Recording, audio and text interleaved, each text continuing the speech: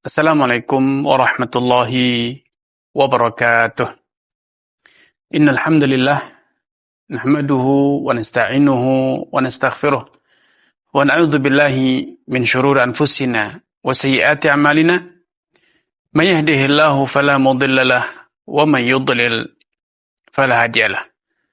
Asyhadu an la ilaha illallah wahdahu la syarika lah wa asyhadu anna Muhammadan abduhu wa rasuluhu amma ba'd. Kaum muslimin, anggota grup Dirasat Islamiyah yang semoga senantiasa dirahmati Allah Subhanahu wa taala. Puji dan syukur senantiasa kita aturkan kepada Allah Azza wa Jalla. Berkat kemurahan, taufik dan ma'unahnya, kembali saya dapat hadir dengan tema tazkiyatun nufus, mensucikan jiwa. Wabil islami dina, dan dia hanya memiliki satu jalan hidup. Hanya memiliki satu aturan dalam diri hidupnya. Hanya ada satu tuntunan dalam hidupnya, yaitu Islam. Yaitu Islam. Itulah tuntunan hidup dia. Itulah pedoman hidup. Itulah obor hidup dia. Hidup di atas syariat. Segala urusan dia selalu dibalut dengan syariat Allah Subhanahu wa taala. Lisannya, tangannya, kakinya, semua perbuatannya selalu memperhatikan aturan-aturan syariat. Patuh hukum syariat. Yang ketiga kriterianya adalah wabi Muhammadin Nabiya. Dan dia hanya memiliki satu panutan, hanya memiliki satu keteladanan, yaitu Nabi Muhammad SAW. Dia punya satu panutan saja, tidak ada duanya, yaitu Nabi kita Nabi Muhammad SAW. Orang yang memiliki tiga kriteria ini, apa yang terjadi pada dirinya? Dzaqa ta'mal iman. Dia akan merasakan manis, gurih, sedapnya iman. Karena apapun yang terjadi, kalau dinilai, dipandang, dianalisa dengan nilai-nilai iman kepada Allah, menjalankan tuntunan syariat, maka semua itu terasa indah.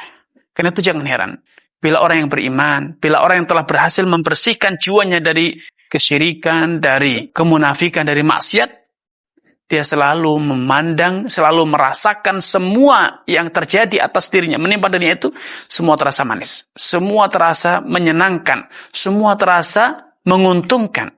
Ajaban li amril mu'min. Sungguh menakjubkan urusan orang yang benar-benar beriman. Inna amrahu kullahu khair. Jadinya, kalau orang itu jiwanya betul-betul telah suci, betul-betul seutuhnya telah berserah diri kepada Allah, betul-betul mengembalikan semua urusannya kepada Allah Subhanahu wa taala. Dalam jiwanya tidak lagi ada noda yang menjadikan mata dia kabur. Dalam jiwanya tidak lagi ada kotoran yang menjadikan dia berpaling kepada selain Allah. Maka apa yang terjadi pada dirinya? Semua urusan itu terasa baik. Sehingga dia berbahagia, dia selalu bersyukur, dia selalu girang dan gembira dengan segala kondisi yang sedang dialami. Atau segala masalah yang menimpa dirinya.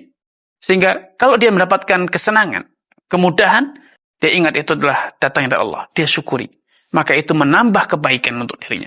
Kalau dia mendapatkan sesuatu yang menyakitkan, yang tidak mengenakkan, dia sabar, dia tabah. Dia ingat itu adalah dari tangan Allah. Sehingga tidak perlu ada keluh kesah. Dia akan menikmatinya. Dia akan berusaha menikmati sebisa mungkin.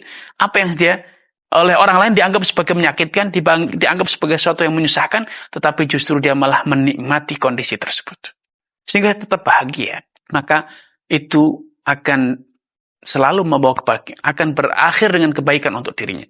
Karenanya ikhwatul iman, marilah kita berlatih, kita melatih, kita berusaha membasuh jiwa kita dari noda, melapangkan dada kita, menjadikan berusaha menenteramkan jiwa kita untuk selalu ingat, untuk selalu sadar bahwa kita hidup atas kehendak Allah dan semua urusan kita itu terjadi atas kehendak Allah Subhanahu wa taala.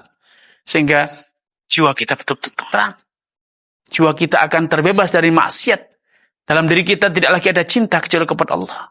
Dalam diri kita tidak lagi ada rasa takut kecuali kepada Allah. Dalam diri kita tidak ada tempat mengadu selain Allah Subhanahu wa taala, dan di dalam diri kita tidak ada ruang untuk mengharap kecuali kepada Allah Subhanahu wa taala. Itulah kedamaian hidup. Itulah kebahagiaan hidup. Itulah ketenangan, itulah surga dunia. Karena itu dahulu Nabi sallallahu alaihi wasallam setiap kali menghadapi problematika hidup, intimidasi, permasalahan yang pelik, apa yang beliau lakukan? Mencari konsultan? Tidak. beliau segera menghadap kepada Allah. Beliau segera memasuki surga dunia. Yaitu apa? Bermunajah kepada Allah dengan menegakkan salat. Karena Rasulullah SAW, idza hazabahu amrun fazi'a ila shalah. Dahulu Nabi SAW seringkali kalau berhadapan dengan sesuatu yang menjadikan beliau galau, menjadikan beliau susah, menjadikan sesuatu yang atau berhadapan dengan sesuatu yang sulit, beliau segera menegakkan salat, dan di sanalah beliau mendapatkan ketenangan hidup. Wa ju'ila qurratu aini fi shalah. Kedamaian hidup itu ternyata Allah letakkan di dalam salat. Pernahkah Anda merasakan kedamaian hidup, ketentraman, kebahagiaan di dalam salat Anda? Bila Anda belum pernah merasakan itu pertanda jiwa Anda sakit. Jiwa Anda dalam kondisi menderita penyakit kronis yang harus segera Anda obati. Jiwa Anda dipenuhi dengan noda maksiat yang harus segera Anda basuh agar Anda bisa mendapatkan betapa damainya, betapa tentramnya hidup Anda ketika Anda mulai mengangkat kedua telapak tangan Anda, mengucapkan Allahu Akbar. Disitulah kedamaian hidup yang sejati yang selama ini bisa jadi belum Anda rasakan gara-gara jiwa Anda kotor.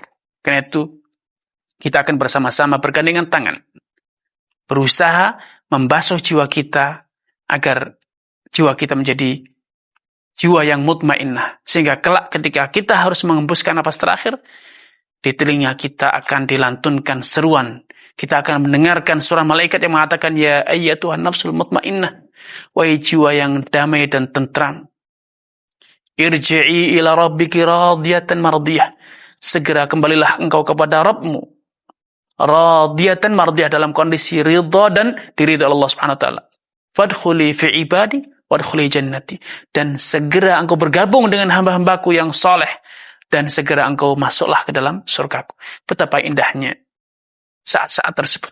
Semoga Allah Subhanahu wa taala menjadikan kita semuanya berkesempatan mendengarkan seruan itu ketika kita harus menghadapi malakul maut.